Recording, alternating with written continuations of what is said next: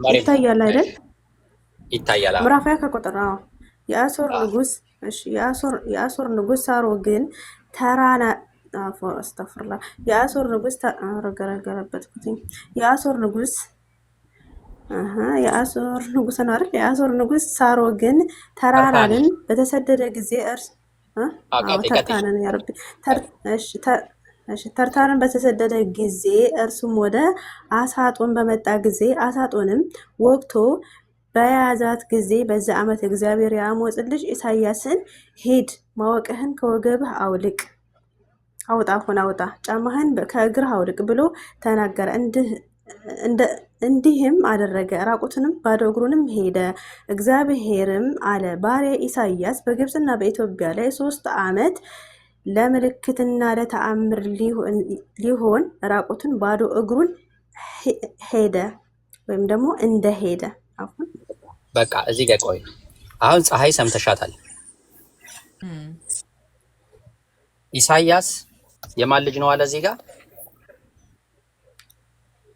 ኢሳያስ የማን ልጅ ነው እንዴ ያለው? እስኪ ራስህ ሐሰንዬ አንብብልኝ ትንሽ። ቁጥር 2 ላይ በዚያም ዓመት እግዚአብሔር የአሞጽን ልጅ ኢሳያስን አሞጽ ይባላል አባቱ ኢሳያስን ሂድ ማቅህን ከወገብህ አውጣ ጫማህንም ከእግርህ አውልቅ ብሎ ተናገረው። እንዲህም አደረገ። ራቁቱንም ባዶ እግሩንም ሄደ። እግዚአብሔርም አለ ባሪያ ኢሳያስ በግብፅና በኢትዮጵያ ላይ የ3 ዓመት ለምልክትና ለተአምራት ሊሆን ራቁቱንና ባዶ እግሩን እንደሄደ ብሎ ይናገራል። ስለዚህ አሁን ኢሳያስ ነው ይሄንን የጻፈው ወይስ ሌላ ሶስተኛ አካል ነው ስለ ኢሳያስ የጻፈው? ኦኬ የኢሳያስን መጽሐፍ ራሱ ኢሳያስ እንደጻፈው ነው የተማርነው። እሺ እዚህ ጋር ግን አጻጻፉ ኢሳያስ ራሱ የጻፈው ይመስላል። ኢሳያስ ስለራሱ ነው የአሞጽ ልጅ ኢሳያስ ለምልክትና ለተአምራት ባዶ እግሩና እርቃኑን ለምልክት በግብፅና በኢትዮጵያ ተመላለሰ እያለ የሚናገረው ኢሳያስ ነው። ኦኬ ሌላ ሰው ነው ሌላ ጸሐፊን የጻፈው ነው እያልክ ያለው? ኤግዛክትሊ ሌላ እኔ አሁን ለምሳሌ አንቺ ስለራስሽ መጽሐፍ ብትጽፊ እኔ በኢትዮጵያና በግብፅ እንደዚህ ተመላለስኩ እያልሽ እናገራለሽ። እዚህ ጋር ግን የአሞጽ ልጅ ኢሳያስ እያለ የሚናገርና የሚጽፍ ሌላ ሶስተኛ ወገን አለ። አንዴ ነው። ሁለተኛ ነቢይ የአምላክ ነቢይ የሆነ በኢትዮጵያና በግብፅ ባዶ እግሩንና እርቃኑን እንዴት ነው ተመላለሰ ሲባል ይሄንን አዎ የአምላክ ቃል ነው ብዬ የምቀበለው። ፀሐይዬ ኦኬ እርቃኗን የምትለው ነው ምናልባት እርቃን የሚለው ይኸውልህ ሐሰንዬ እርቃን የሚለውን ይሄ በብሉይ ኪዳን እግዚአብሔር የሰጣቸው ለካህናቶች አሉ ልብሰ ክህነት ልብሰ ተክህኖ የሚባል ነገር አለ። እነሱ የሚለብሱት መደረቢያ የሆነ መጎናጸፊያ ምናምን የሚባል ነገር አለ እና ምናልባት እሱን ያ መጎናጸፊያውን መደረቢያውን የሆነ የነቢያቶች የሚለብሱት ልብስ አውጥቶ ሊሆን ይችላል እንጂ ራቁት ነው ማለት አልችልም ለማለት አይደለም። ራቁት የሚለውን የክብር ልብሰውን ያ በክብር ልብስ የሚለብሱትን ነቢያቶች የሚለብሱትን አውጥቶ ነው እንጂ ራቁትንማ እንዴት ይባላል? ራቁትነት ራቁቱን ለማለት ብሎ አይደለም። ያ የክብር ልብስ ነው። የክብር ልብስ በዛ በሐዘን ጊዜ እንደዚህ ሲሆን ልብሳቸውን እንዲያወልቅ ለምሳሌ ዳዊት ልብሱን አውጥቶ ልብሱን አውልቆ መሬት ላይ ይንከባለል ነበር የሚለው ራቁትነቱ አይደለም። ራቁቱን እንዲሁ እንደተፈጠረ ራቁት ማለት ሳይሆን ያ የክብር ልብሳቸውን ያወልቃሉ። በዛ ለምሳሌ በግብፅና በኢትዮጵያ መካከል ያለው ይሄ የሐዘን አገልግሎት እያገለገለ ስላለ በባዶ እግሩ ማለት በባዶ እግሩ ራሱን እየቀጣ ነው። እንደገና ደግሞ ያንን የክብር መጎናጸፊያ ልብሱን ደግሞ አውልቆታል ለማለት ነው እንጂ ራቁትን ለማለት አይደለም። ሐሰንዬ የክብር መጎናጸፊያው ለምሳሌ አሁን ኢሳያስ ከበረ ሲባል ምንድነው የሚጎናጸፈው? ለምሳሌ ክብር ተጎናጸፈ ቢባል ምንድነው ሊጎናጸፍ የሚችለው? ቅስናውን አጣ ነው። ክብሩን ልብስ አላቸው። ልብስ የሚለብሱት ልብስ አላቸው። በጣም ረጅም የሆነ ነገር ከላይ የሚለብሱት ነገር አለ። አሁን ለምሳሌ ዘኍልቍ ላይ ዘጸአት ላይ ስታነብ እንዴት አይነት ልብስ መልበስ እንዳለባቸው በስነ ስርዓት ለእነ ሙሴ የሰጣቸው ልብስ አለ። ይሄ እስከነ መጠምጠሚያው ከላይ የሚለብሱት ልብስ አለ። በደንብ በኦርደር የተዘጋጀ ልብስ አለ። ለአሮን የተሰጣቸው ልብሶች አሉ። ግን እንግሊዘኛው ላይ ምን መሰለሽ የሚለው then the Lord said just as my servant Isaiah has gone stripped ነው የሚለው stripped ብሎ ማለት መራቆት ማለት ነው። ግን ከዚህ አሁን ለምሳሌ ይሄንን ነገር ማብራሪያውን ወደ ዕብራይስጥ ተመልሰን ብሉይ ኪዳን በዕብራይስጥ የተጻፈ ስለሆነ ይሄን መራቆት ብሎ ያለውን ነገር ማየት ነው እኮ። ለምሳሌ ያክል ነው የምልሽ እዛ ላይ ማብራሪያ ተሰጥቷል ወይ? አይሁዶች አሁን አንቺ በምትይውና በምትረጁ መልኩ የክብርን መራቆት ነው ወይ ብለው ነው የሚረዱት? አላቅም። እኔ እሱን አልጠየኳቸውም። ካሁን በፊት ከአይሁዶች ጋር አውርቻ ቃለሁ ተወያይቻ ቃለሁኝ። እያንዳንዱ ኢሳይያስ ለምሳሌ የሚናገራቸው ትንቢቶች ገና ተፈጻሚነት ያላገኙ ትንቢቶች አሉ ይላሉ አይሁዶች፣ የመጽሐፍ ባለቤቶች። ክርስቲያኖች ደግሞ ለምሳሌ አብዛኛውን የኢሳይያስን ትንቢት በኢየሱስ እንደተፈጸመም ይናገራሉ። ገብቶሻል? ግን አሁን ቁም ነገሩ ኢሳይያስ እንዴት ስለራሱ የአሞጽ ልጅ ኢሳይያስ ለምልክትና ለተአምራት በኢትዮጵያና በግብጽ ባዶ እግሩን ተመላለሰ፣ እንደ ወርቃኑን የሚለውን ተው፣ ባዶ እግሩን ተመላለሰ እያለ ስለራሱ የሚጽፈው ለምስክርነት አሁን ሌላ ሰው ቢጽፈውም ሀሳቡን የማይጋጭ ለምሳሌ ምስክርነት በሶስት ይጸናል ነው የሚለውና ምናልባት ይህንን ሀሳብ የሚደግፍ የነብይነቱን ማንነት የሚደግፍ ሌላ ሰው ሊጽፎትም ሊሆን ይችላል። አብሮት ያለውን ወይም ደግሞ ሂደቱን ሲከናወን የነበረም ጽፎት ሊሆን ይችላል። ይሄኛው እኔም አጣራለሁ። እንዴት እሱ ነው የጻፈው ወይስ አብሮት የነበረ ሰው ነው የጻፈው ወይስ እንዴት ነው? ይሄን በመንፈስ ቅዱስ ተነድቶ ጻፈው የተባለውን ይሄኛው እንዴት ነው? እሱን አጣራለሁኝ። አሁን ያልከኝን አጣራለሁ። ግን አሁን ራቆትን ባዶ እግሩን ሄዶ የሚለውን ግን ሀሳቡን ስናይ ከላይ ያለውን ሀሳቡን ይሄ ምንድነው ሀዘን ስሜት ካለ ይሄ ህዝቡን ያለመታዘዝ ያለመመለስ ባህሪ ኑሯቸው እግዚአብሔር አንዳንዴ ሕዝቅኤል ላይ የሆነ ስፍራ አንብቤ ያለው 3 ዓመት ከ30 ነው እንደዚህ በአንድ ጎን ተኛ፣ ስለ እስራኤል ህዝብ ተሸክመ በአንድ ሳይድ ብቻ ተኛ ብሎ ያለበት ጥሬ ብቻ ብላ ጨራሽ በሆነ የምታበስለው ደግሞ በኮሰት በሰው ኩስ አብስለህ ወይም ቀቅለህ ብላ ያለበት ክፍል አለ። እና አንዳንዴ እንደዚህ ረቀቅ ያለ የአምላክ ቃል የማይመስሉ ጽፎች እንዴት ሊሆን ይችላል የምትላቸው አሉ። እንዴት ነው እንደዛ የተጻፈ ብለን ማየትና መመርመር እንችላለን ማለት ነው። እና ባዶ እግር ሂድ ብሎ ያለውን ስለ ህዝቡን ኃጢአት ለመሸከም ብዬ ነው የምለው ማለት ነው።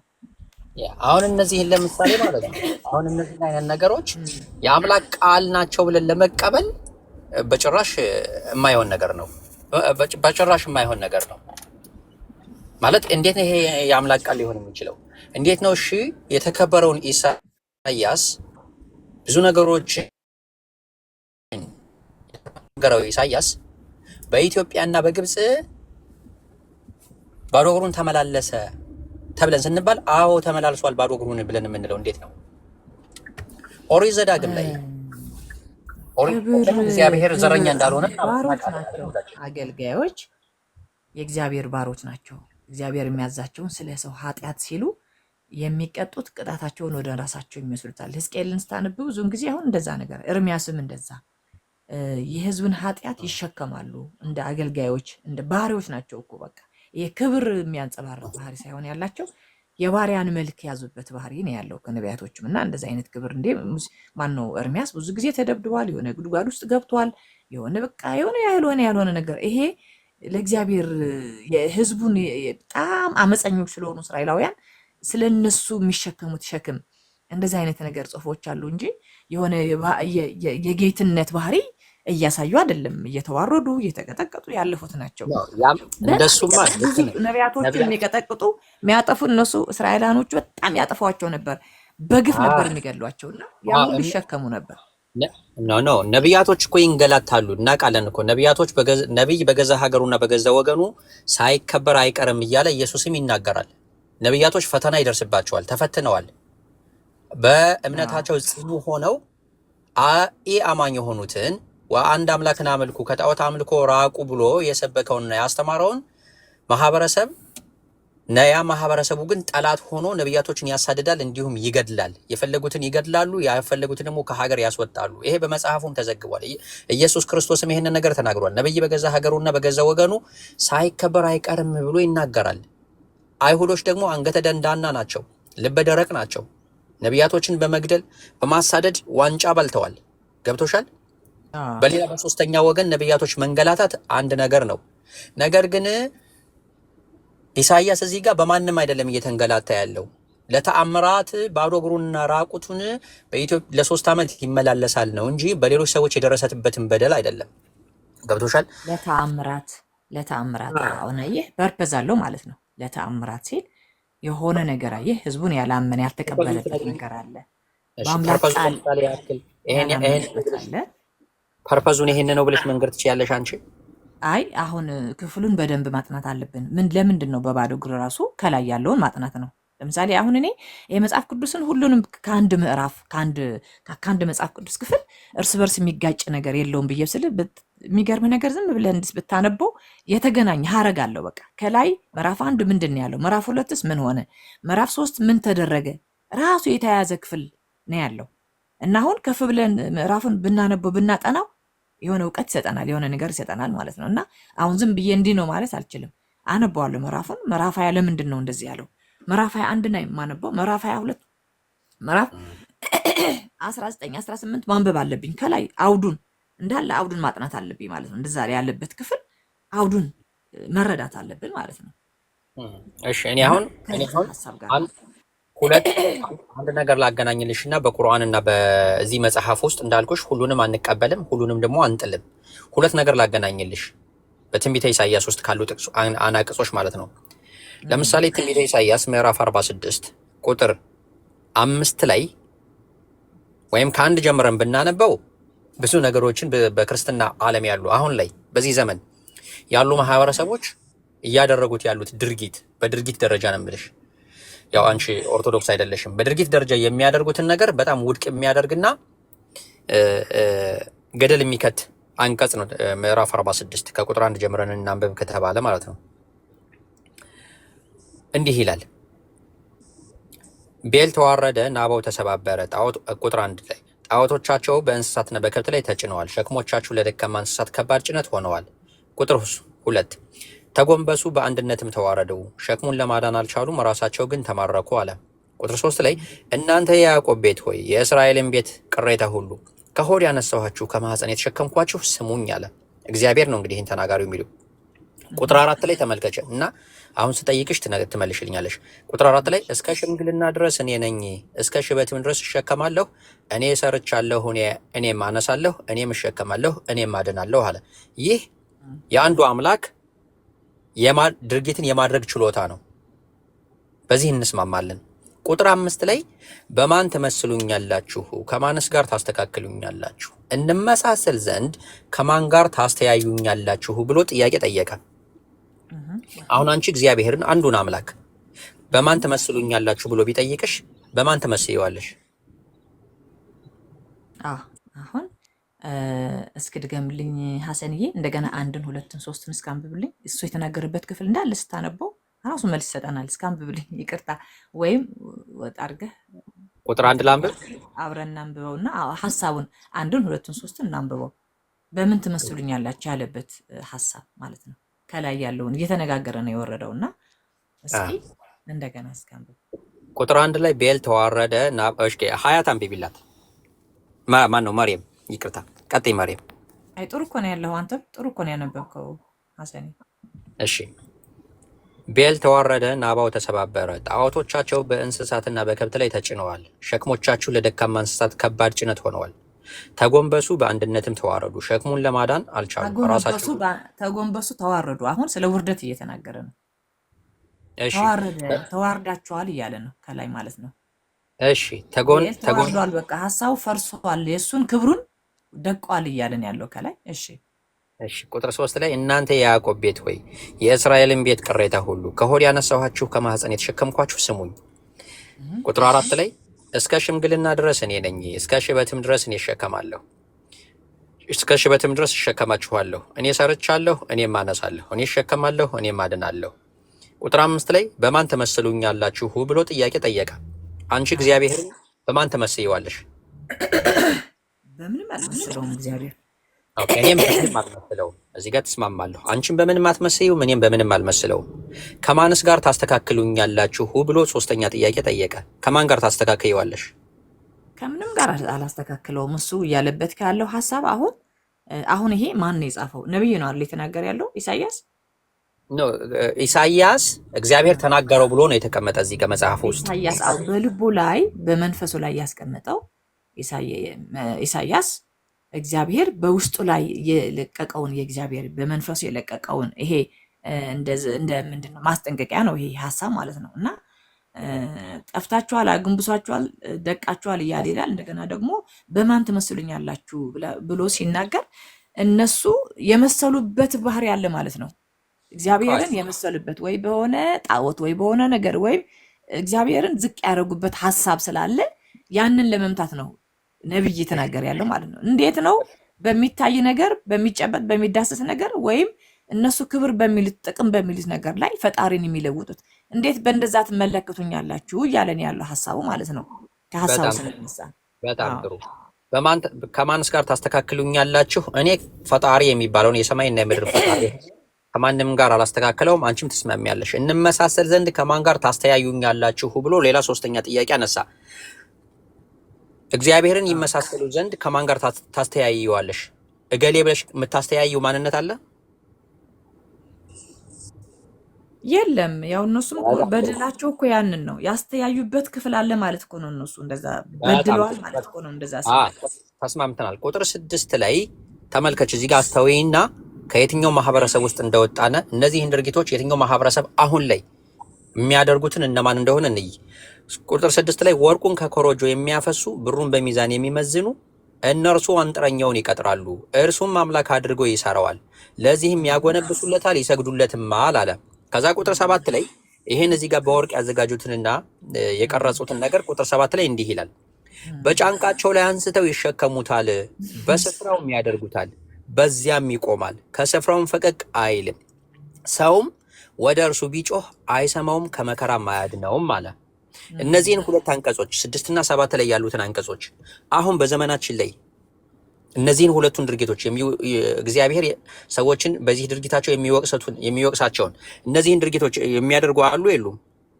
በትክክል አሉ የሚወቀሱበት አሉ። ከላይ አይህ እንደዛ በእንደዚህ መስለውታል። አሁን ለምሳሌ ታቦት ወይም በተለያየ ነገር እየተደረገ እግዚአብሔርን የሚመሰልበት ስዕሎች ወይም የሆነ ሐውልቶች የሆነ ነገር ፈጣሪን ተክቶ ፈጣሪ ነህ ብሎ ራሱ በሰው እጅ ተሰርቶ የሚሰገድላቸው እነሱን በዚህ ዘመንም እየተደረገ ነው። በዛ ጊዜ በኢሳያስ ጊዜም ነበረ ማለት ነው። ስለዚህ አንድ አይነት ነው። ወደዚህ አምጥተን ብናየው ይህንን አንድ አይነት ነው። እግዚአብሔር በምንም አይመስልም። በእርግጥ በጣም ጥሩ። ከዛ 8 ላይ ምን አላቸው መሰለሽ? ይህን ድርጊት የሚያደርጉ ሰዎችን እንዲህ አላቸው፣ ይህን አስቡና አልቅሱ፣ ተላላፊዎች ሆይ ንስሐ ግቡ፣ ልባችሁን መልሱ አላቸው። ከዛ ቁጥር 9 ላይ ቁጥር 5 ላይ 3 ጥያቄዎች ጠይቋል። እኔ እና አንቺ የተስማማንባቸው ማለት ነው።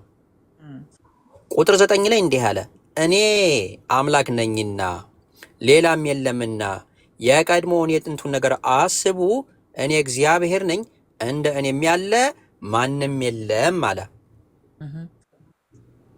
አሁን ይሄንን ሙስሊሞች በዓለም ላይ ያሉ ሙስሊሞች እንቀበላለን። አሁን ሐሰንዬ እዚህ ጋር ነው አሁን እንድታስብልኝ ቆም ብለህ ትንሽ የሆነ ነገር እንዳስታውስ እንፈልገው ይኸውልህ ሐሰንዬ ሳትሄድብኝ እዛው እንዳለ አሁን ይሄኛውን ከላይ የተናገረውን ልክ በቃ የሙስሊምን ሐሳብ ስላለው ብቻ የሚመስል ሐሳብ ስላለው ተቀብለዋል። በእርግጥ በብሉይ ኪዳን አንድ አምላክ ነው። አሁን ለምሳሌ ወደ ሶስቱም ወደ ስላሴ ብለን ብንሄድ በብሉይ ኪዳን ስላሴ የሚባል ነገር አልነበረም እና እቺ ስላሴ ናት የምታፈርሰው ያለችው። የእናንተም ሐሳብ የሚያፈርሰው ስላሴ በሚለውን ቃል ነው። እሱ በኋላ እናየዋለን። እችን ብቻ ያንተ ሀሳብ ስለሚደግፍ ተቀብለኸው ሙሉውን ደግሞ ከላይ ያለው ምዕራፍ 23 ወይ ደግሞ 4 ያለው በመንፈስ ቅዱስ ሀሳብ ተነድተው ተጽፈውታል ኢሳይያስን ብለን የምንለው ማፍረስህ ትክክል አይደለም። ሁሉንም መቀበል አለብህ ብዬ ነው። አዲስ ችግር የለውም። አዲስ ኪዳን ላይ አዲስ ኪዳን ላይ ልምጣና የምቀበለውንና የምጥለውን የማልቀበለውን ላሳይሽ ይችላለሁ። አዎ አይ እዚህ አሁን እየተነጋገርንበት ባለው ክፍል ኢሳይያስ ምዕራፍ 66 ኢሳይያስ ይሄኛውን ሐሳብ የእግዚአብሔር የአምላክን ድምጽ ሰምቶ ይሄ ከጻፈው ሌላ ደግሞ ሌላ ጽፎታል ብለንስ መቀበል የለብንም ነበር ነው እንደ ሐሳብ ነው። እኔ ሙሉውን ኢሳይያስ ጻፈው አልልም። ምክንያቱም ቅድም እርሱ እንዳልጻፈው ምልክት እያሳየውሽ ነበር እኮ እኔ ኢሳይያስ ጽፎታል ብዬ እንዳልቀበል ኢሳይያስ በአጻጻፍ ደረጃ ኢሳይያስ እንደዛ አይልም። ስለራሱ የአሞጽ ልጅ እያለ ራሱን አይገልጽም ነው።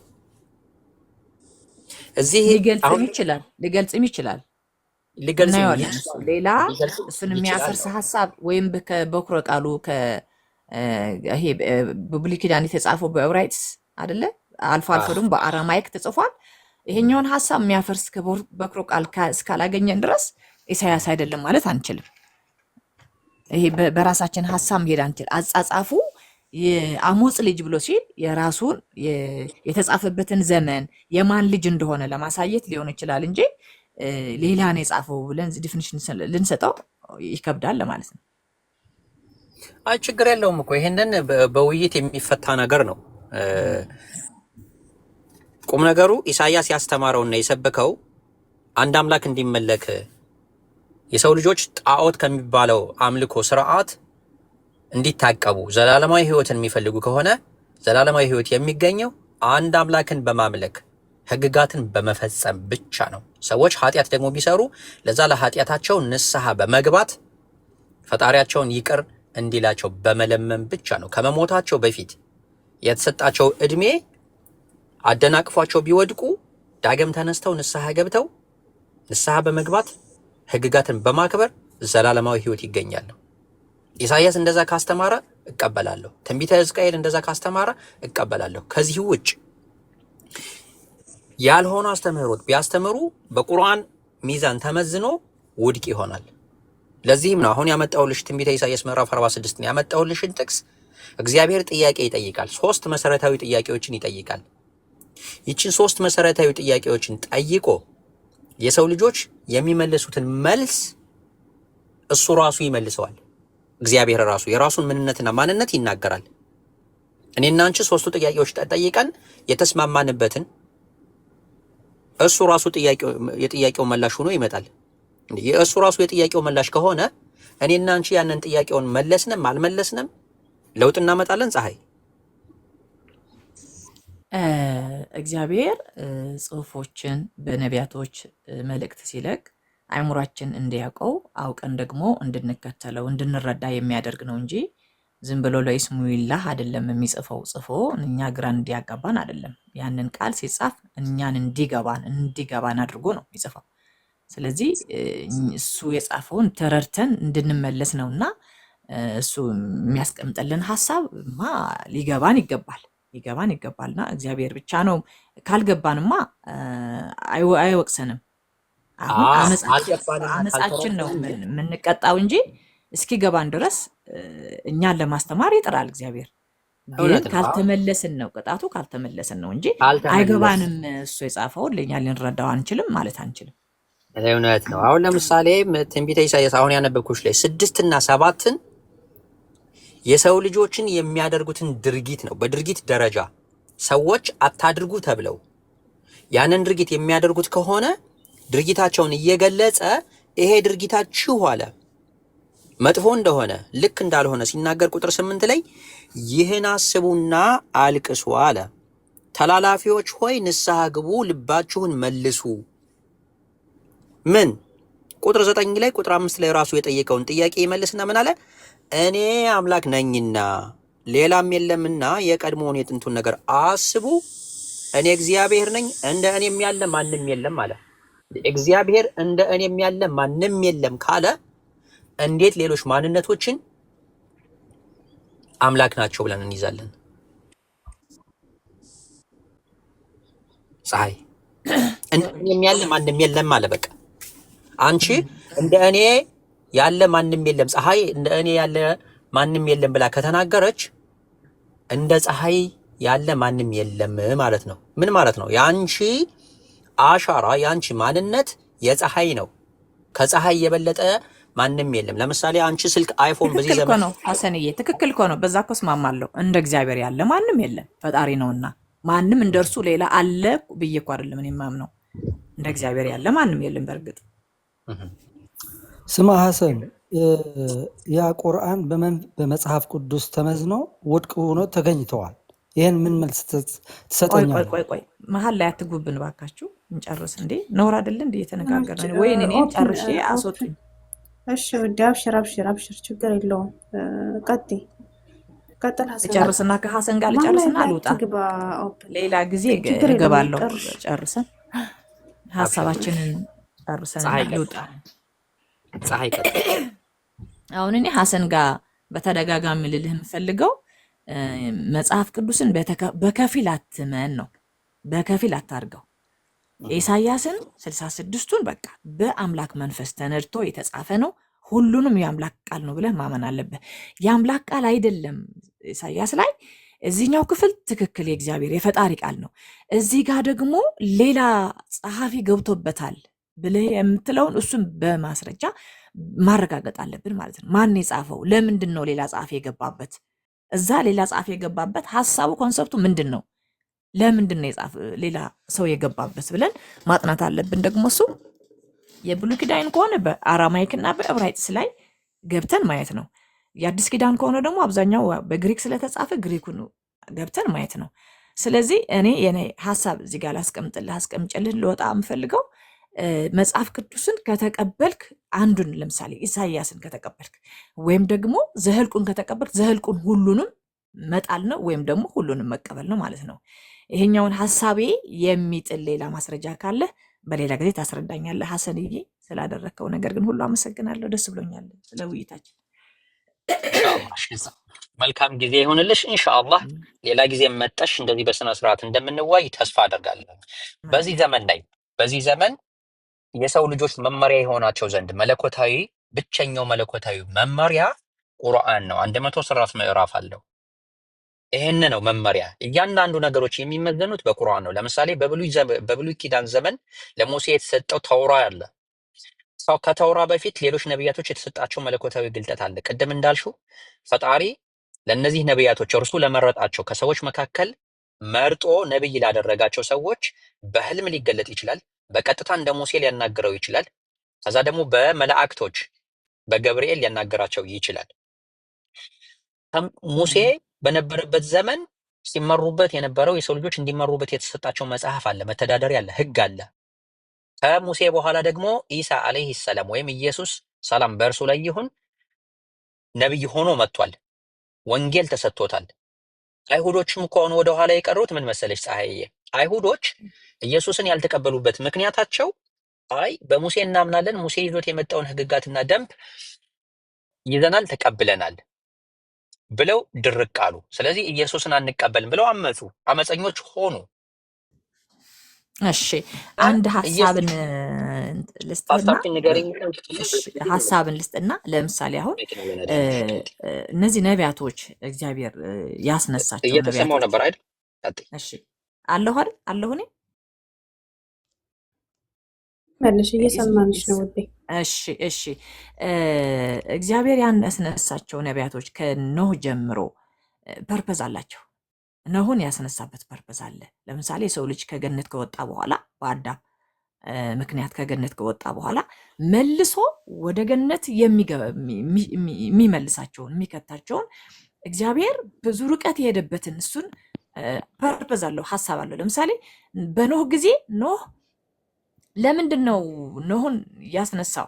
እናውቀዋለን። በኖህ ጊዜ ምድርን በውሃ እንደጠፋ ይላል የእግዚአብሔር ቃል እና ዓለምን ለመኮነን የእግዚአብሔርን ሀሳብ ይዞ ዓለምን ለመኮነን በኖህ ጊዜ ኖህን ከዛ በኋላ ቀጥታ የሚወስደን ወደ አብርሃም ነው። የአብርሃም ሲያስነሳው ደግሞ በአብርሃም ዘመን የሰራው ስራ አለ በምድርና አሕዛብ በአንተ ይባረካሉ ብሎታል ለአብርሃም ደግሞ። ከዛ ወደ ሙሴ ብንመጣ ደግሞ ሙሴም ራሱ የተሰማው ከሆነ ከእስራኤላውያንን ወይም ደግሞ ሄብራውያንን ከግብፅ ግዛት ለማስወጣት ወደ ከነአን ለማስገባት አስነሳቸው። እነዚህ ሁሉ ያስነሳቸው ፐርፐዝ አላቸው። ክርስቶስ ደግሞ እንደገና ወደ ምድር ሲመጣ የክርስቶስ ፐርፐዝም አለ። ዝም ብሎ አይደለም። አሁን ለምሳሌ የአንድ አምላክን ብቻ ለመናገር ነው። የአንድ አምላክ እግዚአብሔርማ አንድ ነው እኮ አንድ ነው፣ በትክክል አንድ አምላክ ነው። ግን የአንድ አምላክ ለሰው ልጆች ምን አላቸው? ለምንድን ነው ነቢያትን እያስነሳላቸው? አላማው ምንድን ነው? በክፍለ ዘመናት መካከል ነቢያቶች ሲነሱ ለምን ፐርፐስ፣ ለምን አላማ ነው የሚያስነሳቸው? እና ያንን አላማ ምን ግብ መታ የሚለውን ነው እንጂ አምላክ አንድ አምላክ ብቻ ነው ብሎ ለመመስከር አይደለም ነቢያቶች የሚነሱት። አንድ አምላክ ነው።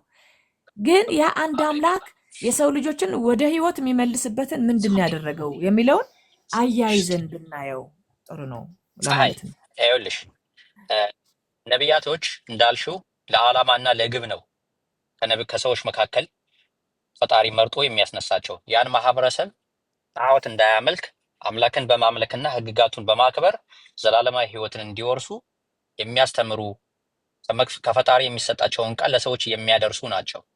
ነቢዩ ሙሐመድ ሰላም በእርሳቸው ላይ ይሁንና እርሳቸውም ለኢየሱስ ለመጣበት ዓላማ፣ ሙሴ ለተላከበት ዓላማ፣ አብርሃም ለተመረጠበት ዓላማ፣ ኖህ እንዲሁም ሎጥ ለተመረጡበት ዓላማ ተመሳሳይ ነው። የነቢዩ ሙሐመድም ዓላማ ምንም ልዩነት የለው። ለምን ብለሽ ብትይ ነቢዩ ሙሐመድ ሰላም በእርሳቸው ላይ ይሁንና ያስተማሩት ልክ ኢየሱስ ያስተማረውን ነው። ኢየሱስ ለእስራኤል ወገኖች የተላከ ነቢይ ነው። መጽሐፉም ይናገራል። ዛሬ ለእጃችሁ ላይ ያለው መጽሐፍ ከእስራኤል ለጠፉ በጎች በቀር ለማንም አልተላኩም እያለ ራሱ በአንደበቱ ተናገረው የምትሉት በመጽሐፉ ውስጥ አለ። ምንም ሌላ ነገር አይደለም። ነቢዩ ሙሐመድም ለዓለማት የነቢያቶች መደምደሚያና መቋጫ ናቸው። ዛሬ ላይ አይሁዶች የምታያቸው አይሁዶች ሙሴን ተቀብለው ኢየሱስን የማይቀበሉ አይሁዶች አሉ አይደለ? 98% አይሁዶች ኢየሱስን አይቀበሉም። አለመቀበላቸው ብቻ አይደለም፣ በጣም በወረደ አገላለጽ ይገልጹታል። እናቱንም ዝሙተኛ ናት ብለው ይናገራሉ። ተሳስቻለሁ? ልክ ነህ። እስራኤላውያኖች እንደዛ ናቸው። ሁሌ አመፀኞች ናቸው። አመፀኞች ናቸው። ለምን? ይሄ የልባቸው ደንዳናነት፣ የአንገታቸው ደንዳናነት ያመጣው ነገር ነው እንጂ ያውቃሉ።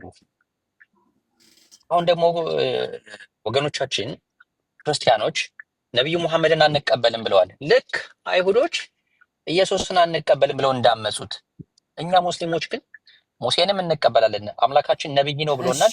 ምንድነው የነብይ መሐመድን እኔ ቁርአንን ብዙም ስላላነበብኩ ፐርፐዙን ሌላ ጊዜ ትነግረኛለህ። ፐርፐዙ ምንድነው? የነብይ መሐመድ መላካቸው ምንድነው? አላማ ምንድነው? ከክርስቶስ ተልእኮ ጋራ ከነቢያቶች ተልእኮ ጋራ ብናስተያየው፣ ለምሳሌ ነቢያቶች ብሉይ ኪዳን ብዙ እንቀበለዋለን ብለሃል። ሌላ ጊዜ ከአንዱ መጽሐፍ የምትከፋፍልበትን ታስረዳኛለህ። ግን መሐመድ ተልእኮውን ምንድነው? ከነቢያቶች ጋር የሚለየው ከክርስቶስ ጋር የሚለየው ምንድነው? ፐርፐዙን ንገረኝ አጠር አድርገህ እስኪ። የእሳቸው ተልእኮ ምንድነው? እርሳቸው የነቢያቶች ሁሉ ምንም አልተለየም። ማን ነው ተለየ ያለው? ምንም አልተለየም። ኢየሱስም አንድ አምላክ እንዲመለክ ነው ጥሪ ያደረገው። ነቢዩ መሐመድም አንድ አምላክን አምልኩ ብለው ነው ያስተማሩት። ሌላ ምንም ነገር አላስተማሩት። ያሲን ልዩነታቸው አንድ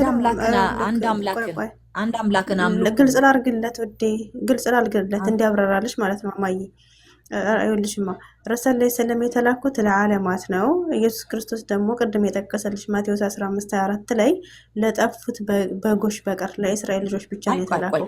ለአንዲት ነገር ነው እሱ እንዳብራራልሽ። እሱ አይደለም እሱ ሌላ ሐሳብ አለው። እሱ አይደለም እሱ ኢየሱስ ክርስቶስ የዓለም መድኃኒት ነው። እሱ ለዓለም ወደ ዓለም ሁሉ ሂዱ ብለዋልና እዛ ላይ የሚያፈርሰው ሐሳብ አለ። ከሱ ውጪ ሌላ ነው።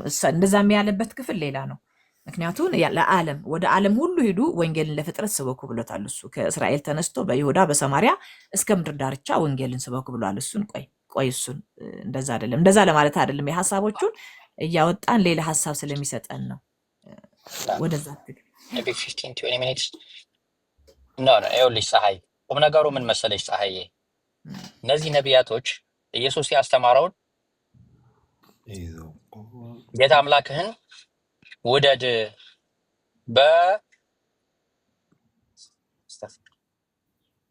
በእስራኤል ሆይ ስማ፣ ጌታ አምላካችን አንድ ጌታ ነው።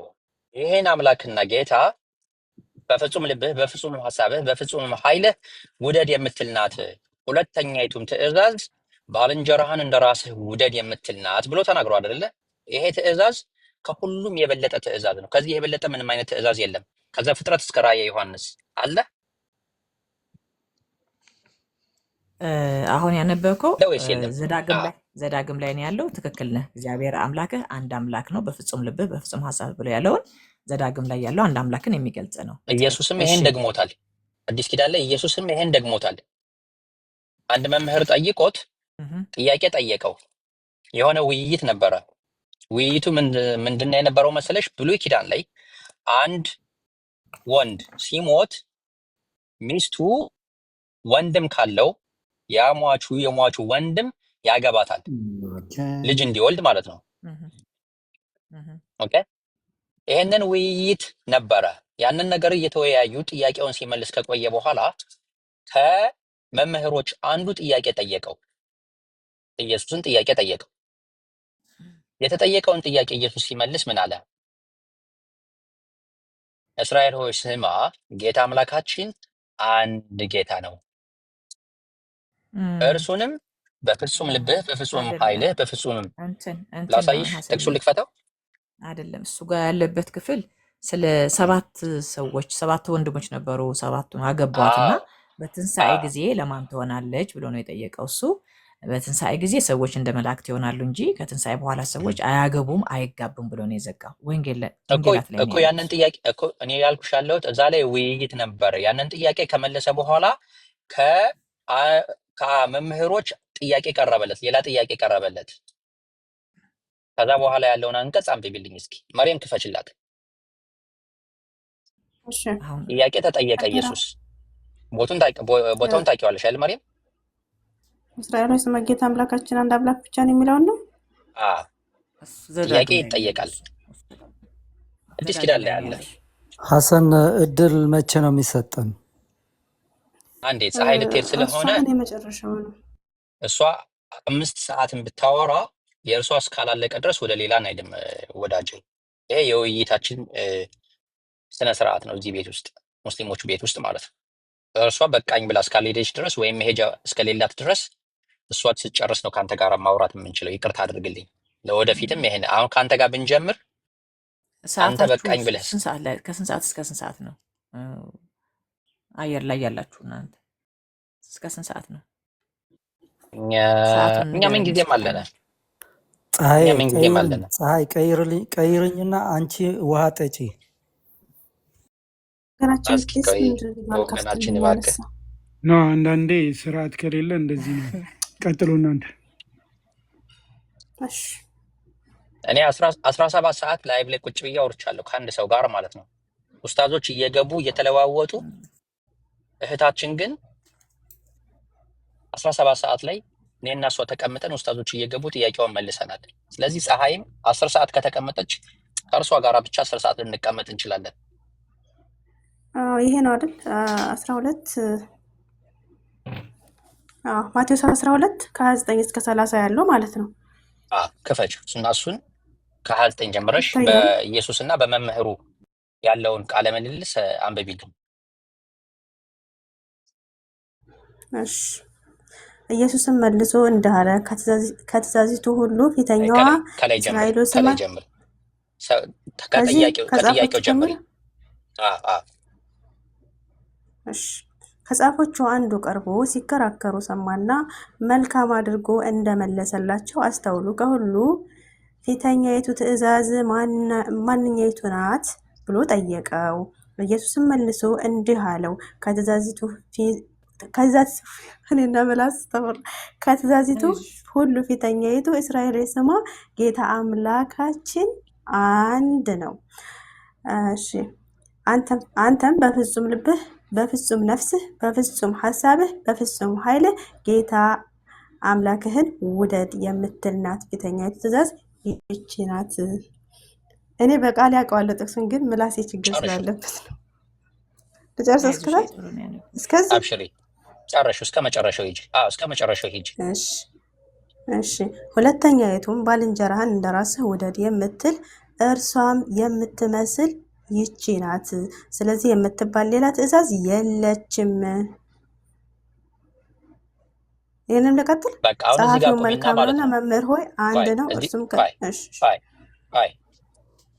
እዚህ ጋር ቆሚውና ነቢዩ ሙሐመድ ሰላም በርሳቸው ላይ ይሁንና ያስተማሩትም እዚህ ጋር ነው። ምን አሉ ነቢዩ ሙሐመድ አለይሂ ሰላቱ ወሰላም? በሐቅ የሚመለክ አንድ አምላክ ብቻ ነው። ይህን አንድ አምላክ ከማንኛውም በበለጠ በሁሉም ነፍሳችሁ በሁሉም ኃይላችሁ ውደዱ የሚል ነው፣ አንዱን አምላክ። ከዛ በኋላ ምን አሉ አለይሂ ሰላቱ ወሰላም? አንድ ሙስሊም ወንድም ለሙስሊም ወንድሙ ለራሱ የወደደውን ላ ዩእሚን አሐደኩም አሉ፣ ከእናንተ ውስጥ አንድ ሰው አያምንም አሉ፣ እምነቱ ሙሉ አይሆንም ለራሱ የወደደውን ለባልንጀራው ለወንድሙ እስካልወደደ ድረስ። እምነቱ የዛ ሰው ዜሮ ነው አሉ። በፈጣሪ ቢያምንም በፈጣሪ ቢመካም ፈጣሪን በሁሉም ኃይሉ ቢወድም፣ ነገር ግን ይህ እምነቱ የሚሟላው ለራሱ የወደደውን ለባልንጀራው እስካልወደደ ድረስ፣ ለወንድሙ ልክ የራሱን እንደሚወድ ሁሉ ወንድሙንም እስከዛ እስካልወደደ ድረስ እምነቱ ጎደሎ ነው አሉ። አማኝ አይባልም አሉ። ገብቶሻል? እስከ መጨረሻው ሂጂ። ጋር ማስረጃ አውጥቼልሻለሁ ማለት ነው። ላ ዩእሚኑ አሐደኩም ላ ዩእሚኑ አያምንም አሐደኩም ከእናንተ ውስጥ ሐታ ዩሂቡ እስኪወድ ድረስ ለአኺ ቡኻሪ ላይ ነው የሚገኘው። ቡክ 1 መጽሐፍ 13 ማለት ነው። እና ለነፍሱ የወደደውን ለወንድሙ እስካልወደደ ድረስ አማኝ አይባልም አሉ ያለ መልእክተኛ ሰለላሁ ዐለይሂ ወሰለም ማለት ነው። ሐዲሱ ይታያል። በአረበኛው ነው ያለ። ወደ ቅድሙ ጥቅስ ተመለሽ። አንዴ ወደ ቅድሙ ጥቅስ ተመለሽና እስከ መጨረሻው እናንብበውና ከዚህ የበለጠ አሁን ኢየሱስ ጥያቄ ተጠይቆ ከመለሰው የበለጠ ዘፍጥረት እስከ ራዕየ ዮሐንስ ባለው ከዚህ የበለጠ ትእዛዝ የለም። ቀጥይ፣ እስከ መጨረሻው አንብቢ ማርያም እባክሽ። እሺ 33 ላይ ያቆም ነው። በፍጹም ልብህ በፍጹም አእምሮ በፍጹም ነፍስህ በፍጹም ኃይልም እርሱን መውደድ ባልንጀራን እንደራስ መውደድ በሙሉ ከሚያቃጥል መስዋዕት ከሌለ መስዋዕት ሁሉ የሚበልጥ ነው አለ። ኢየሱስም በአእምሮ እንደመለሰ አይቶ አንተ ከእግዚአብሔር መንግስት የራቅ አይደለህም አለው። እርሱም ሞት አድርግ ሐሰን። ከዚያም በኋላ ማንም ሊጠይቀው አልፈለገም። ኢየሱስም በመቅደስ ሲያስተምር መልሶ እንዲህ አለ፣ ጻፎች ክርስቶስ የዳዊት ልጅ ነው እንዴት ይላሉ? ልቀጥል? ይበቃሻል። ከዚህ ይሄ አለ ከሚቃጠል መስዋዕትም ይበልጣል አለ። ሰምተሽዋል አይደል? ፀሐይ ሐሳቡ 33 ላይ ያለው ማለት ነው። ከዚህ የበለጠ ምንም አይነት ትእዛዝ የለም። በቃ አንድ አምላክን በሙሉ ኃይልሽ በሙሉ ማንነትሽ መውደድና ለባልንጀራሽ እንደራስሽ መውደድ ነው። ባልንጀራን እንደራስ መውደድ በቃ ከዚህ ከሁለቱ የበለጠ ትእዛዝ የለም። ከሙሉ ባይብል ነው የምልሽ፣ ከሙሉ መጽሐፉ ከዘፍጥረት እስከ ራዕየ ዮሐንስ ካለው ከዚህ የበለጠ ትእዛዝ የለም። አሁን ግን ሰውን ተመልከችው። አሁን ቆይ ይሄ ትእዛዝ በቃ በሙሴ ዘዳግም ላይ የተጠቀሰው እዚህ አዲስ ኪዳን ላይ ተጠቅሷል። አሁን ፐርፐዙ ብዬ ቅድም በፈጣሪ የተሰጠ ትእዛዝ ነው። አሁን ፐርፐዝ ብዬ የምልህ ቅድም ለማስጨበጥ እንደሞከርኩት ይሄ ህግ ወጥቷል በሙሴ። በእርግጥ ግን የሰው ልጆች ይሄንን ህግ ፈጽሞ መዳን አልቻሉምና አልዳኑም፣ አልተቻላቸውም። ትዝ ይልህ እንደሆነ ይሄንን አሁን የተናገርነውን ሀሳብ ለዛ ለባለ ሀብቱ ኢየሱስ ክርስቶስ የዘላለም ህይወትን አገኝ ዘንድ ምን ትለኛለህ?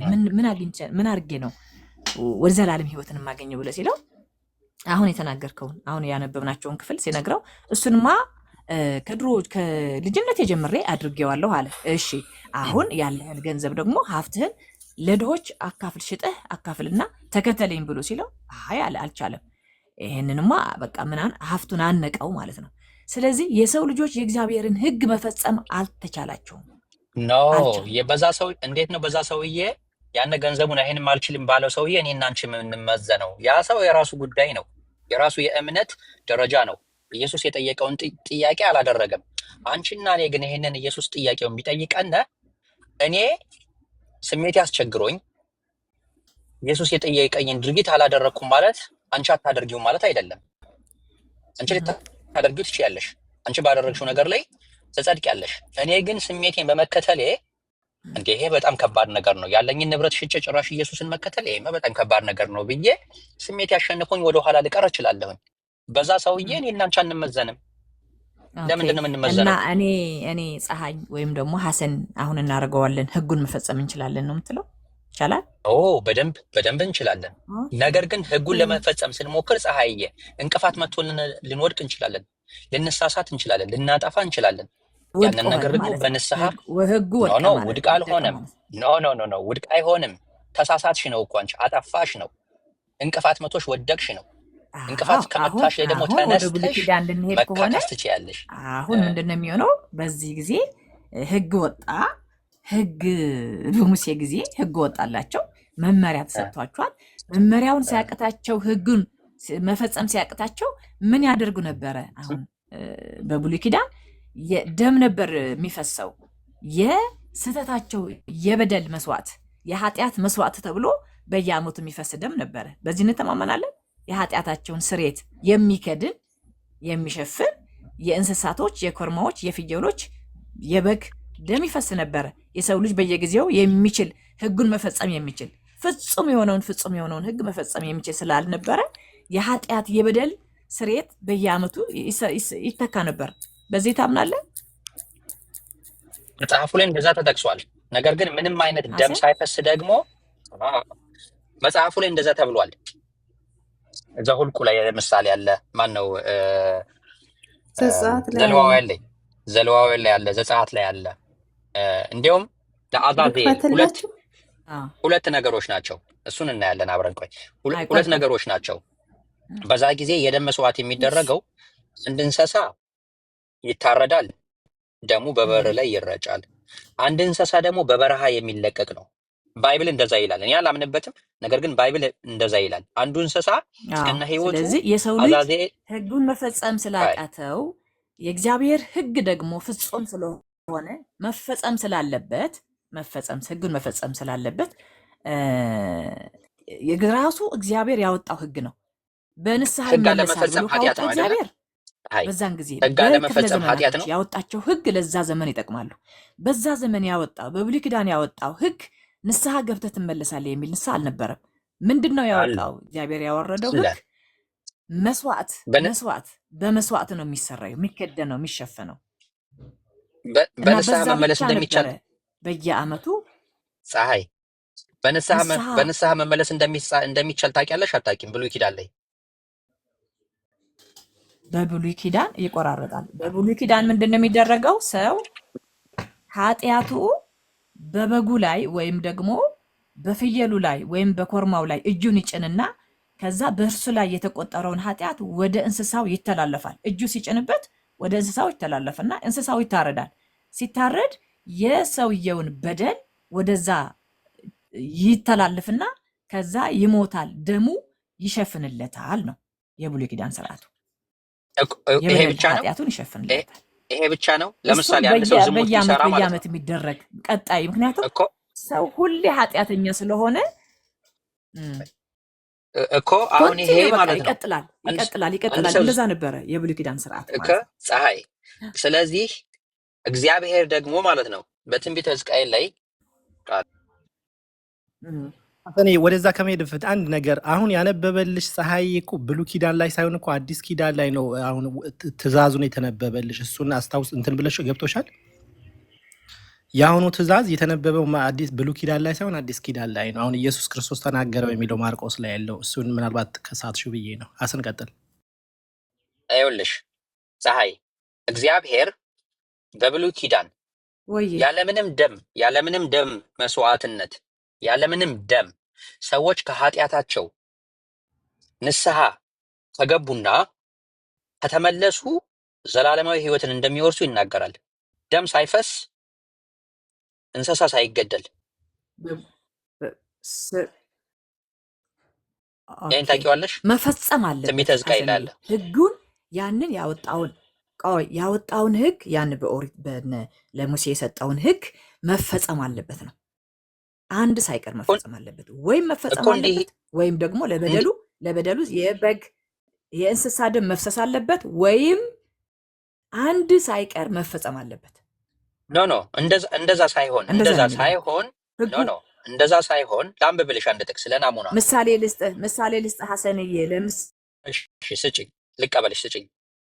አይን ያጠፋ አይን፣ እጅ የቆረጠ እጅ፣ ነፍስ ያጠፋ ነፍስን በነፍስ ነው። ፍትህ የመጣው በዛ ከህግ ነው። ነፍስ ያጠፋ ነፍስ መጥፋት አለበት። ደም ካፈሰሰ ደም መፍሰስ አለበት። ለምሳሌ ምዕራፍ ኖህ ላይ በኖህ ጊዜም ዘፍጥረት ምዕራፍ 9 ምሳሌ 9:6-5 አካባቢ ሰውን በእግዚአብሔር መልክ ፈጥሮታልና የሰውን ደም የሚያፈስ በከንቱ ደሙ ይፈሳል ይላል። በሰው ደም ይፈሳል። የትክክል መደላድል አለው። አይንን ካጠፋ አይንን፣ ጥርስ ካወለቅ ጥርስ ይወቅላል። በእንስሳት ዘንድም ያለው ለምሳሌ እንስሳ ከገደልክ ያኛውን እንስሳ ይገድላል። ልክ በቃ እንደዛ ነው። ይሄ ምንድነው?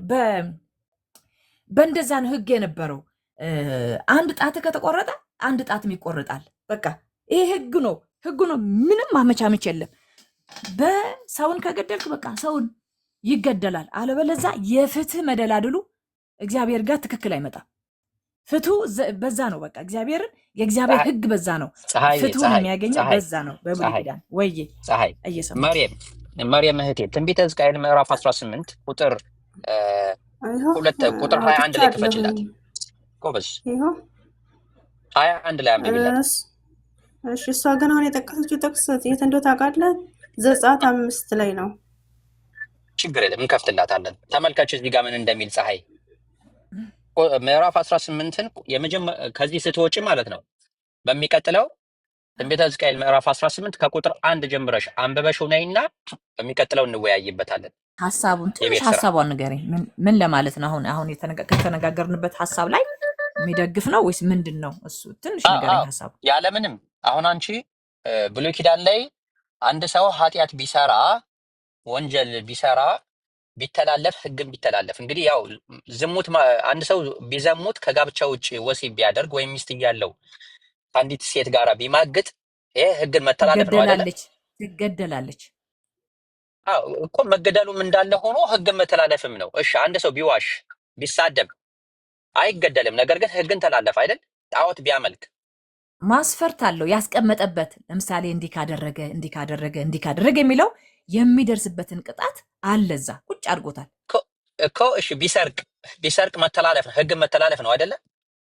አዎ በቃ ይሄ ኃጢአት ነው። በቃ እሺ አሁን ትንቢተ ሕዝቅኤል ምዕራፍ 18 ቁጥር 21 ላይ መርየም አንብቢላት።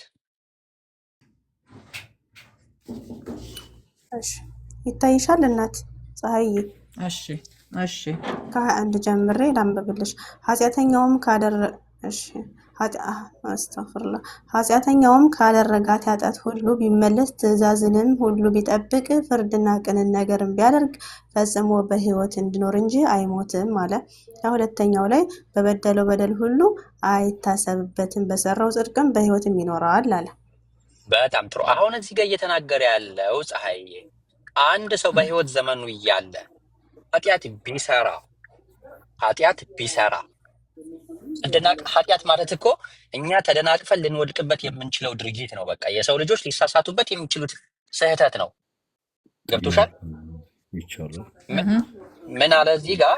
ኃጢአተኛው ካደረጋት ኃጢአት ሁሉ ቢመለስ ትእዛዜንም ሁሉ ቢጠብቅ ፍርድንና ቅንንም ነገር ቢያደርግ ፈጽሞ በሕይወት ይኖራል አለ። ፈጽሞ በሕይወት ይኖራል ብሎ ማለት እዚህ ምድር ላይ የምንኖረው ህይወት አይደለም። 50 60 70 ዓመት ኖረን የምንሞተው ህይወት ሳይሆን ነገ በዘላለማዊ ህይወት በህይወት ይኖራል የሚል ነው። ከዛ ምን አለ ጭራሽ 22 ላይ የበደለው በደል ሁሉ አለ አይታሰብበትም፣ በሰራው ጽድቅ በህይወት ይኖራል አለ። እኔ ዛሬ የ30 ዓመት ጎልማሳ ነኝ። 29 ዓመት ሙሉ በኃጢአት ስጨማለቅ ኖሬ 30ኛው ዓመት ላይ ከመሞቴ በፊት ፈጣሪ ረድቶኝ ንስሐ ብገባ ንስሐ መግባት ብቻ አይደለም እንዲሁ ለአፍ ለንግግር በቃ ንስሐ ገብቻለሁ አይደለም ነገሩ። ምን አለ?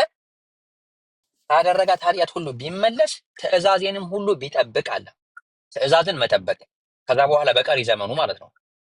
ፍርድንና ቅንም ነገር ቢያደርግ ፈጽሞ በህይወት ይኖራል አለ። ደም ሳይፈስ እንስሳ ሳይታረድ ምንም ነገር ሳትሆኝ ምንም ነገር ወጭ ሳታወጪ እንደሱ አይልማ ሐሰንዬ። ደም ሳይፈስ አይልም። አይ አሁን መመለስ ማለት ቢመለስ ማለት እኮ ህጉን መፈጸም አለበት። መመለስ ማለት ህጉንም ያካትታላ።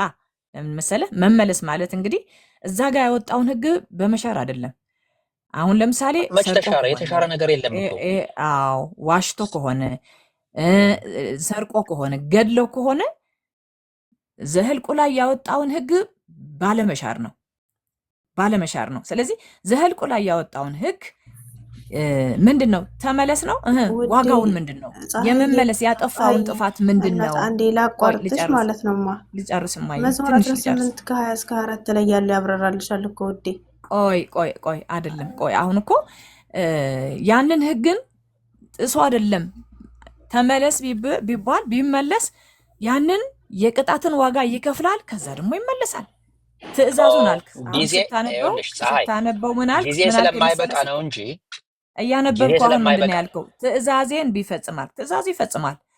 አለበለዚያ ምን ሊሆንብን መሰለ? ዘኍልቍ ላይ ያለውን ህግ የእግዚአብሔር ቃል እንዳለ ይሻርብናል ማለት ነው። እንዴ እዚህ ጋር ያለው ያለምንም ደም መፍሰስ ያለምንም መስዋዕት ዝም ብሎ ምህረት የሚሰጥ ከሆነ ዘጸአት ላይ ዘኍልቍ ላይ ያለ ደግሞ አንድ ህግ እንኳን እንደዛ ጥርስ መጥቶ ጥርስን የነቀለ ጥርሱ በዛ ላይ ይተካል ብሎ የተናገረበትን በደም ላይ ደም ይፈሳል ብሎ የተናገረበትን ይሻራል ማለት ነው። ስለዚህ አሁን ይሄ እኔ የምለው የሚገባኝ ያንን አድርጎ ህጉን ፈጽሞ የተመለሰ እንደገና ደግሞ በህግ ውስጥ ያለ ለማለት ነው። ይሄኛውን እንኳ ራሱ ሕዝቅኤል እኮ ብሉይ ኪዳን ነው። ስለዚህ የዛኛውን ሐሳብ ይሄኛውን አይሽርም፣ ሊሽር አይችልም። እነዚህ ሁለት አንቀጾች የተነበበልሽ ይህን ሐሳቡና ኮንሴፕቱ የሚገባሽ ከቁጥር 1 እስከ መጨረሻው እስከ 32 ስታነቢው ነው። ይሄ ትንቢተ ሕዝቅኤል ምዕራፍ 18 ምን እያለ ነው ብለሽ ለመረዳት ለማወቅ ከቁጥር 1 ጀምረሽ እስከ 32 ላይ የቤት ስራ ሆኖሽ አንብቢውና በሚቀጥለው ስንገናኝ ይሄን እዚህ ላይ የተረዳሁት ይሄ ነው ብለሽ ታስረጅኛለሽ፣ ለሌሎችንም ትነግሪናለሽ። ገብቶሻል? አሁን በቂ ጊዜ ካለሽ የእግዚአብሔር ሐሳብ ግን አይለያይም ለማለት ነው። ለምሳሌ እዛ ጋር ያለውን ሌላ ሐሳብ ሌላ ህግ አምጥቶ እዚህ ጋር ደግሞ ዝም ብሎ እንዲሁ ተመልሶ ሰው በቃ እሺ ብሎ ቢመለስ ወደ ዘላለም ህይወት ይገባል አይልም ይላል ብዬ አልልም። ምክንያቱም የእግዚአብሔር ሐሳብ እርስ በርሱ ስለማይጣረስ ዘኍልቍን ከተቀበልነው ዘጸአት ከተቀበልነው እንዴ አሁን ሕዝቅኤል ላይ የተናገረው ሐሳብ ምንድን ነው ብለን ማጥናት አለብን። ክፍሉን ማጥናት አለብን። ያኛውን ዘኍልቍ እዛ ጋር ያለውን በመሻር ነው ወይስ ሌላ ሐሳብ እንደገና ሌላ ህግ አውጥቷል ማለት ነው? ወደዛ ነው የሚያስኬደን። ሌላ ህግ አለ ማለት ነው ብለን ልንመረምር ያስኬደናል ማለት ነው። ሐሰን ችግር የለም። ይሄንን አንቺም የቤት ስራ አድርጊው፣ እኔም የቤት ስራ ላድርገውና መልካም። እሺ ሌሎችም እዚህ ጋር እንዲያወሩ ቦታ እንድንሰጣቸው የቤት ስራሽን ስሪ፣ እኔም የቤት የሚቀጥለው እስከምንገናኝ ድረስ መልካሙን ሁሉ ተመኘንልሽ። እኛ አንቺን ስለሚ ብለሽ ሙስሊም ሆኚ ወይም ስለሚ ብለኝ ስንል ሌላ ነገር ውስጥ ግቢ እያልን አይደለም። አንድ አምላክን እንድታመልኪ ሁሉንም ነቢያቶች በነቢይነት እንድትቀበይ የነቢዩ ሙሐመድንም ነቢይ ናቸው ብለሽ እንድትመሰከሪ ነው እንጂ ሌላ ነገር አይደለም። እኛ ኢየሱስን እንወደዋለን፣ ማርያምን እናቱንም እናከብራለን።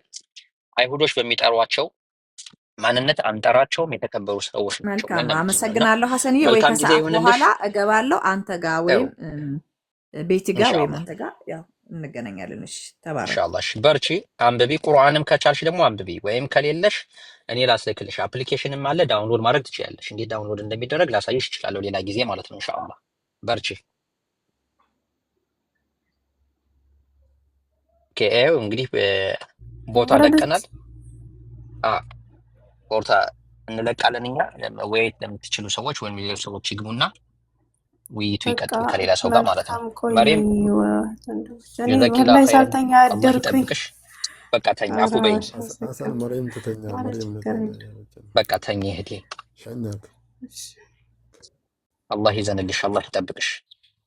ሌሎቻችሁ እድል ያላገኛችሁ አፉ በሉን።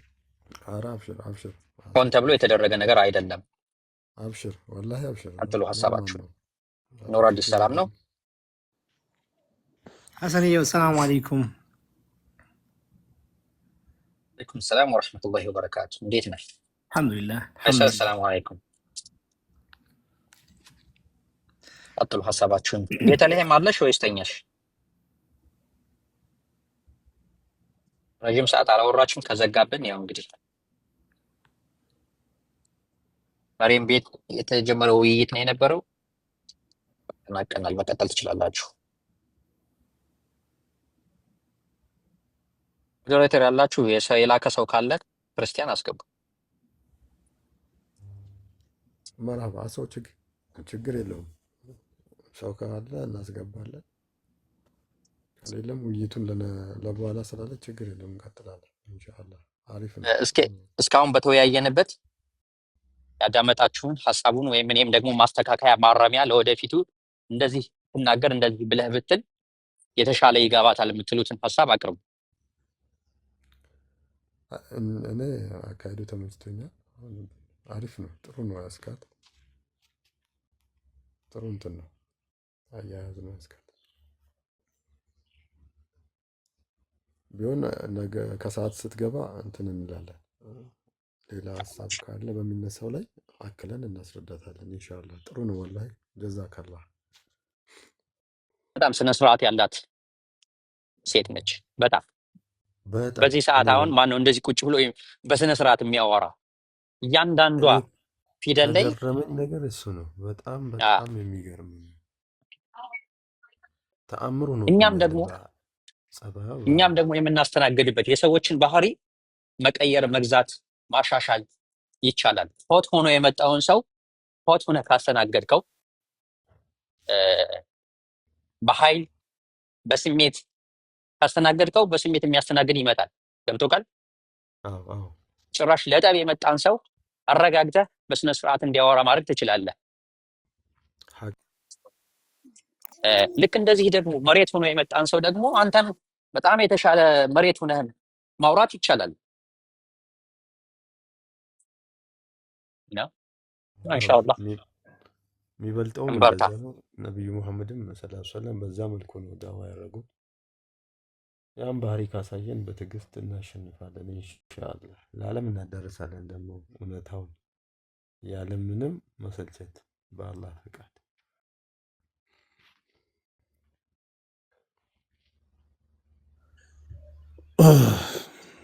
ፈያም እንትን አውራ እንትን በል ሀሳብ ስጠሚውትን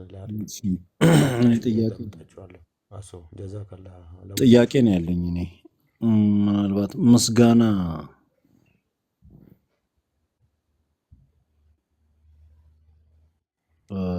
ፈያ ቀጥል፣ ችግር የለውም። እሺ ማን ይመልስልኛል ነው ጥያቄን ላቅርብ። እንትን በልና ሀሳብን እንትን በልና የሚገባ ሰው ካለ እኔታችን ይከታተልና እናስገባለን። ችግር የለም። እሺ ሄድበት። እዚህ ላይ ያለ ነው ሙስሊም ነን። ጥያቄ እንደ ክርስትናና እንደ መጽሐፍ ቅዱስ ህይወት ያለው ተንቀሳቃሽ ነገር ይበላል እና ይሄ ነገር እንዴት ነው? ትክክል ነው ወይ? ማለት ሳይታረድ ነው ጋይስ።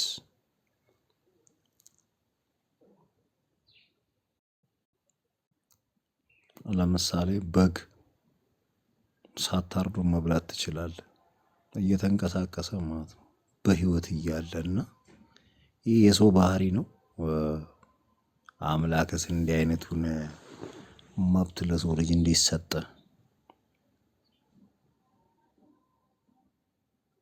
አግባብ ነው ወይ? ያው መቆፈር ጀምረናል። መጽሐፍ ቅዱስን ከእናንተን የተማርነውና የሚያስረዳኝ ሰው አለ?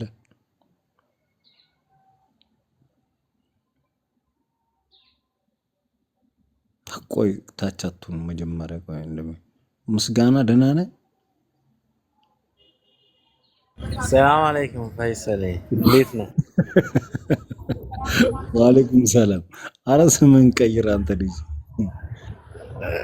ረዝሞ እኮ ነው ካሊድ ተደበቀ። በቃ ቀይረዋለሁ። ቀይረው። እሺ ኦኬ። ስለሚያውቁት አይገቡም። እሺ ይሄን ተውት። የቱ ጋር አይ ቆይ አይነገርም ጥቅስ አፈታቱ እንደሱ አይደለም። የለም የሚል ካለ ይግባ። ቆይ በውስጥ የቱ ጋር ለምትሉ በውስጥ ህይወት ያለው ተንቀሳቃሽ ሁሉ መብል ይሁናችሁ።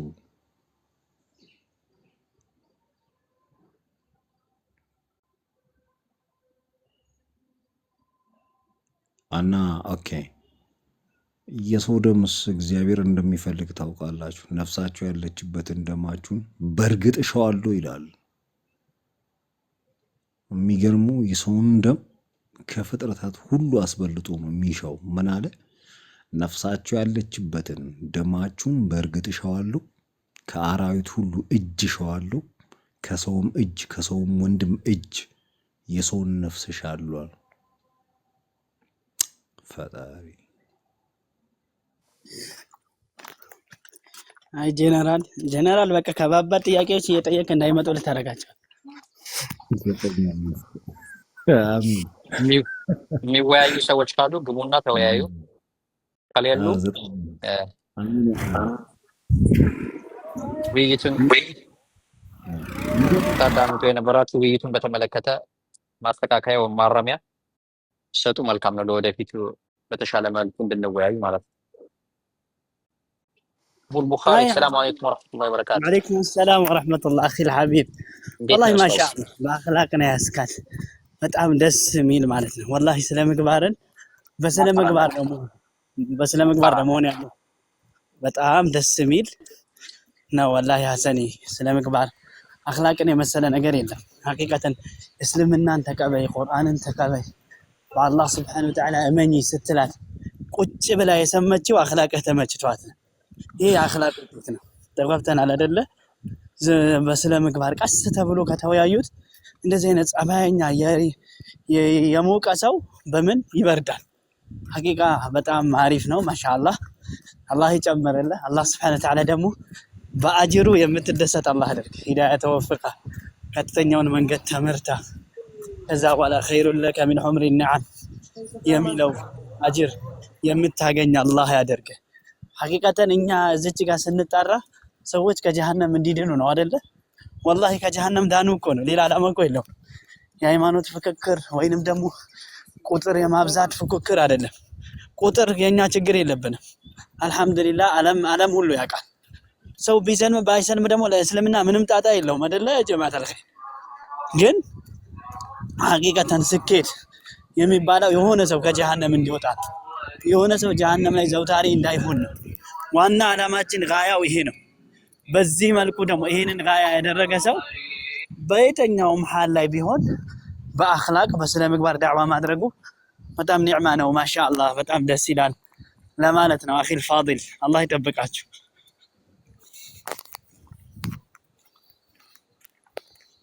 ጀዛከላሁ ኸይረን ባረከላሁ ፊክ። አንተንም አላህ ይዘንልህ፣ አላህ ይጠብቅህ። ሞክረናል የቻልነውን ያክል ማለት ነው። ኢንሻአላህ ሌላ ጊዜም እውነቱ ገብቷት እውነቱን ብትቀበል ሁላችንም ደስታ ነው። ጀዛከላሁ ኸይረን። አንዲት መንገድ የት ሄድክ? አንዲት መንገድ ናገባ። እሺ ይሄኛውን እንተውላችሁ። እሺ ህይወት ያለውን ነገር መብላት ይቻላል የሚለው እንዴት እንደሚበላ እንድታስረዱን ነበር። እንዴት አንድ ህይወት ያለው ነገር እንዴት ይበላል? እሺ መቅጨት ይቻላል በክርስትና?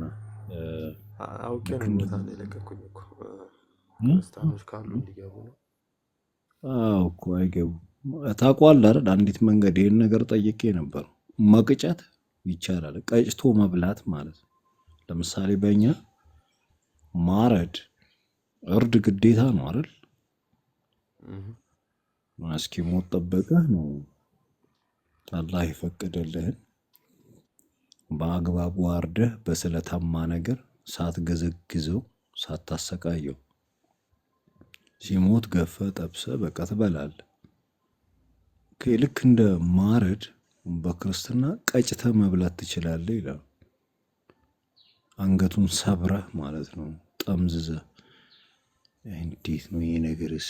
አግባብ ነው ወይ? የለም የምትሉ ብቻ አንድ ቁጥር ጻፉ። ጥቅሱ እንደዚህ አይነት ሀሳብ የለም መጽሐፍ ቅዱስ ላይ የምትሉ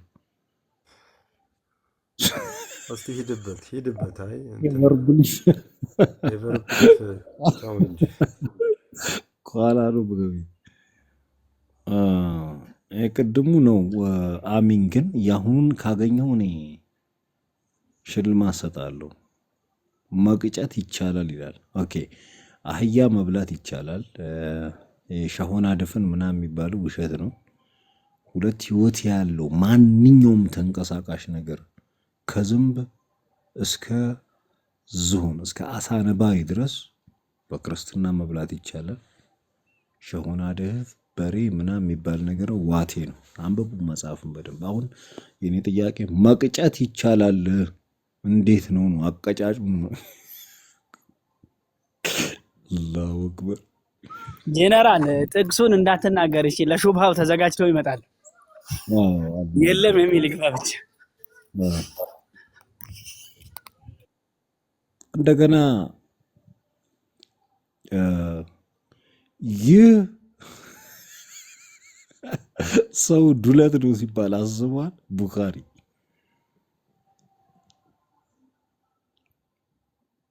ታውቁታላችሁ። ቡኻሪ ወያዮች ካሉ ማነው ሞዴሬተር ያለው እዚህ ጋር? አንዲት መንገድ ሞዴሬተር አለ እንዴ? የሚገባ ካለ እንወርዳለን፣ ችግር የለውም። እነሱ መጥተው ይማረጅ እንወርዳለን። ቦታ ሳይሆን የሚወያዩ ሰዎች ልከው ከሆነ ይግቡ። መርሐባሽ ታዲያ የላከ የለም ላክ ከሌሉ ኢስላማዊ የሆነ ሀሳብ ብናነሳ መልካም ነው። አዎ ካልሆነ እንደዛም ጥሩ ነው። አዎ ቡኻሪ ወረዱ። ምክንያቱም በእነሱ ሃይማኖት እየሳቅን እየተሳለቅን እንዳይመስላቸው ማለት ነው። ጥሩ አይዲያ። ጥቅስ ያለ ጥቅስ ነው። ጥቅስ አለ፣ እንደዚህ አይነት ጥቅስ አለ መጽሐፍ ውስጥ እና ካላችሁ ኑና ጥያቄ ተጠየቁ። እንዲሁም እናንተ ጥያቄ ካላችሁ ደግሞ ጥያቄያችንን መልሱ ነው። እየተሳለቅን እንዳይመስላችሁ፣ እያሾፍን እያፌዝን እንዳይመስላችሁ። ያንን ነገር ማድረግ እንደማይገባን እናውቃለን። ምክንያቱም በእኛ እምነትም እናንተ ቤታችሁን ከፍታችሁ ስትሳለቁ ወይም ስትቀልዱ እንደማይመችን እናንተም ታውቃላችሁ። እዛ ፉክክር ውስጥ አይደለንም። እና ከላኩ አስገቡ። ያለዛ ኢስላማዊ የሆነ ሀሳብ አንስተን ብናወራ መልካም ነው ብዬ አስባለሁ። ካልሆነም እንትን በሚያመሳስለን ዙሪያም ነጥብ አንስተን ማውራት እንችላለን። ፈያ በአንድ በሆነው መለኮታዊ ትእዛዝ የለ በዛ ዙሪያም ማውራት ይቻላል። ለምሳሌ በአንድ አምላክ ዙሪያ ብዙ ቦታ ያመሳስለናል። መርሐባ አንድ የሚያደርገን ነገር ቁርአን ነው። አላህ ሱብሓነሁ ወተዓላ ቁርአን መጽሐፍ ብቸኛው የመጨረሻው አረጋጋጩ መጽሐፍ ብሎ ነው የገለጸው። መጽሐፍ ቅዱስም እንዲሁ ይላል ስለ ቁርአን። ይሄን ጥቅስ ደጋግሜ ነው እያነሳሁት ያለው፣ በደንብ እንድታዩት ነው የምፈልገው። ሁለት ደግሞ ለኢሳ አለይሂ ሰላም እንደ ፈጣሪ የሰገዱለት ሁሉ ቅጣታቸውን ያገኛሉ። በአላህ ላይ ሌላን አማልክት ያጋራ አላህ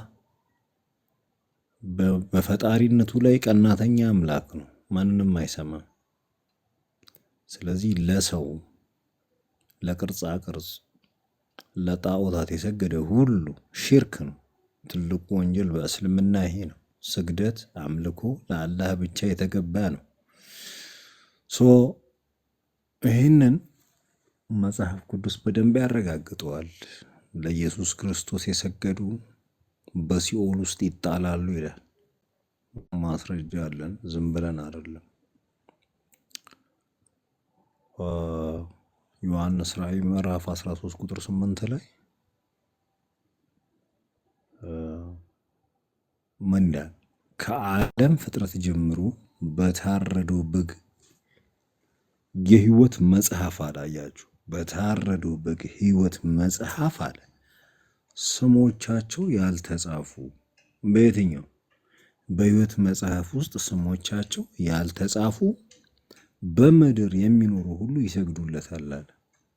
ስሙ በሕይወት መጽሐፍ ያልተጻፈ ከፍጥረት ጀምሮ ከዓለም ፍጥረት ጀምሮ ስሙ በሕይወት መጽሐፍ ውስጥ ያልተጻፈ ሰው በምድር ይሰግድለታል አለ። ለማን? ለኢየሱስ።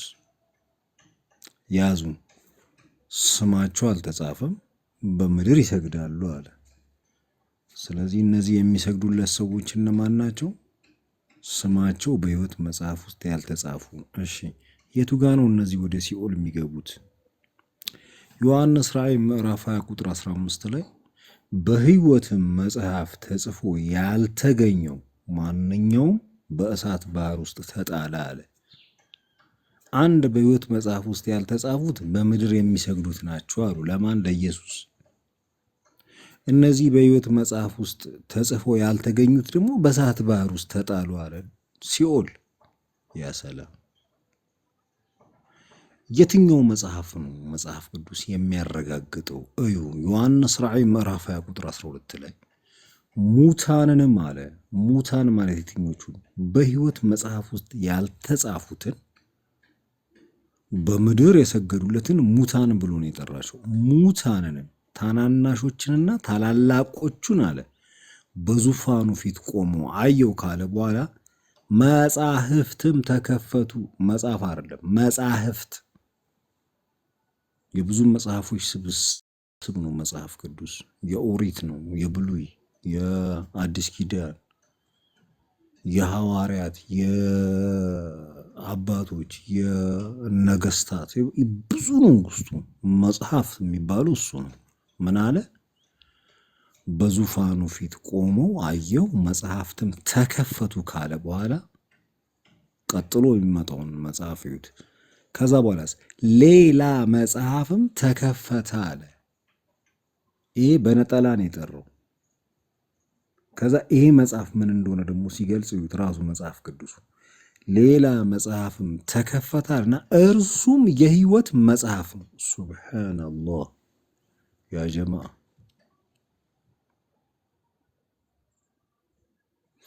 እነዚህ ቅድም ሲሰግዱለት የነበሩት በዚህ በሕይወት